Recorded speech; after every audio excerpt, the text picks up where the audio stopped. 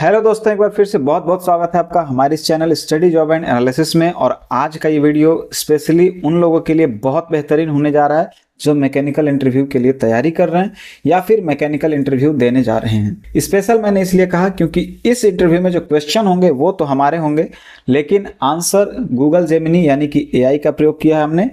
ऐसा इसलिए किया है क्योंकि मैं जो कुछ क्वेश्चन पूछूंगा, क्वेश्चन तो वही होंगे जो लगभग हर इंटरव्यू में पूछे जाते हैं, महत्वपूर्ण क्वेश्चन, इंपॉर्टेंट क्वेश्चन। लेकिन हम देखना चाहते हैं कि इसको एक एआई जो कि वेल प्रोफेशनल जवाब देगा, कैसा देता है, किस तरीके से देता है। उम्मीद है इस तरह की वीडियो शायद पहले कभी नहीं आपने देखी होगी। हो सकता है कुछ लोग नॉर्मल अपना सवाल एआई से पूछते होंगे, जवाब देता होगा, लेकिन मैं पूरा एक सीरीज इसमें ला रहा हूं जिसमें कि मैं एआई से क्वेश्चन पूछूंगा, वो मैकेनिकल का जवाब देगा। मैकेनिकल ही नहीं, इससे रिलेटेड और अभी आगे आने वाले वीडियोस में वेल्डर इंटरव्यू भी कुछ कोशिश करूंगा मैं कि इस पे अपलोड करूं। तो चलते हैं, शुरू करते हैं अपना मैकेनिकल इंटरव्यू। हेलो,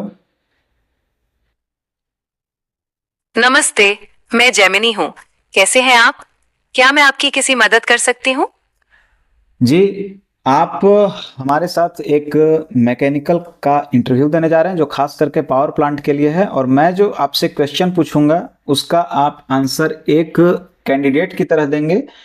और मैं ये वार्तालाप आपसे इसलिए कर रहा हूँ क्योंकि जो हम दोनों के बीच का कन्वर्सेशन होगा वो एक यूट्यूब वीडियो पर अपलोड किया जाएगा, जिससे कि जो भी दर्शक देखें उनको इंटरव्यू देने में सहायता प्राप्त हो, उनको इंटरव्यू देने में हेल्पफुल साबित हो। मैं चाहता हूं कि मैं आपसे क्वेश्चन पूछूं और आप उसका सिर्फ जवाब दें। जी बिल्कुल, मैं तैयार हूँ।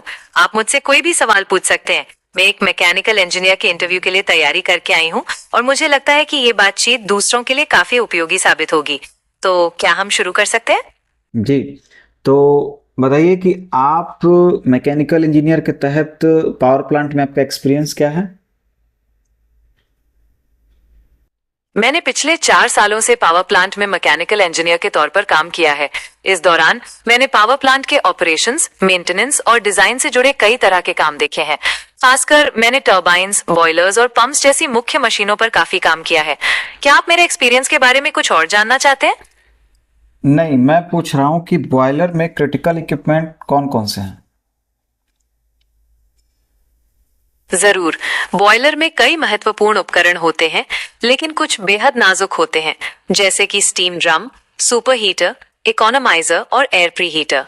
ये उपकरण बॉयलर की कार्यक्षमता और सुरक्षा को बनाए रखने में महत्वपूर्ण भूमिका निभाते हैं। क्रिटिकल इक्विपमेंट्स यानी कि पावर प्लांट में कोई भी क्रिटिकल इक्विपमेंट्स से आप क्या समझते हैं?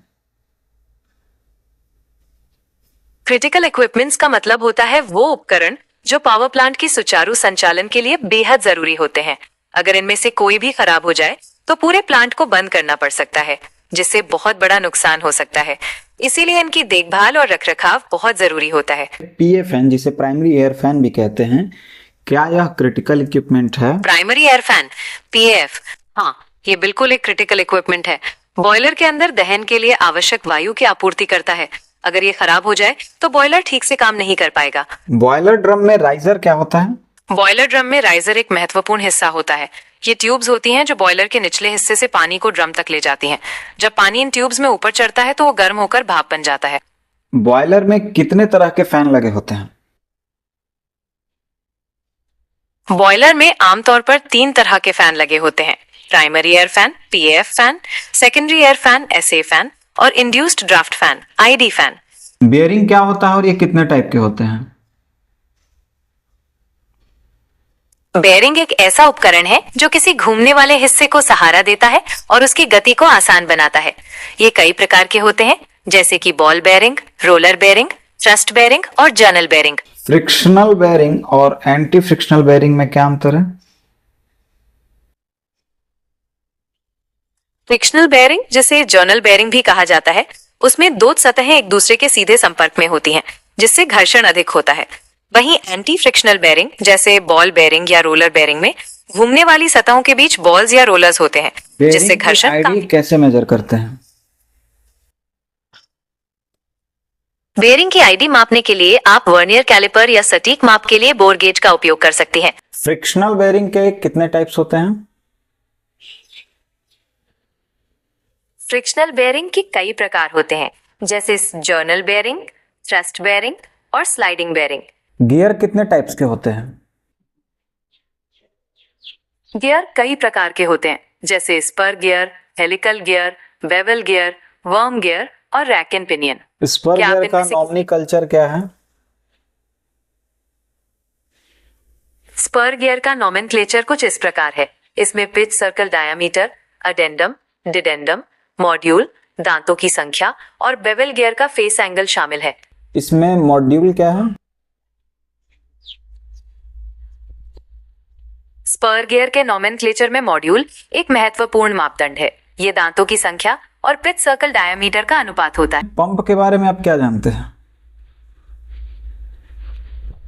पंप एक ऐसा उपकरण है जो द्रव पदार्थ को एक जगह से दूसरी जगह पहुंचाता है। पंप कितने प्रकार के होते हैं? पंप मुख्यतः दो प्रकार के होते हैं, पॉजिटिव डिस्प्लेसमेंट पंप और सेंट्रीफ्यूगल पंप। सेंट्रीफ्यूगल पंप के कंपोनेंट्स क्या क्या हैं? सेंट्रीफ्यूगल पंप के कई महत्वपूर्ण कंपोनेंट्स होते हैं, जैसे इम्पेलर, केसिंग, शाफ्ट, बेयरिंग्स और सील्स। ठीक है, सेंट्रीफ्यूगल पंप का जब मेंटेनेंस करते हैं तो उसमें बेयरिंग का क्लियरेंस कैसे सेट करते हैं और ये कितना होना चाहिए? सेंट्रीफ्यूगल पंप के बेयरिंग का क्लियरेंस सेट करने के लिए सबसे पहले बेयरिंग को अच्छी तरह साफ किया जाता है। फिर एक फीलर गेज का उपयोग करके बेयरिंग और शाफ्ट के बीच के गैप को मापा जाता है। ये क्लियरेंस आमतौर पर निर्माता के विनिर्देशों के अनुसार होता है, जो लगभग 0.002 से 0.004 इंच के बीच होता है। टरबाइन में जनरल बेयरिंग क्या है? टरबाइन में जर्नल बेयरिंग एक महत्वपूर्ण घटक है, जो शाफ्ट को सहारा देता है और उसे घूमने में मदद करता है। यह बेयरिंग शाफ्ट को रेडियल और अक्षीय बलों को संभालने में सहायता करता है और घर्षण को कम करता है। आप पंप खरीदने जा रहे हैं तो पंप खरीदते समय आप क्या क्या स्पेसिफिकेशन पर ध्यान देंगे?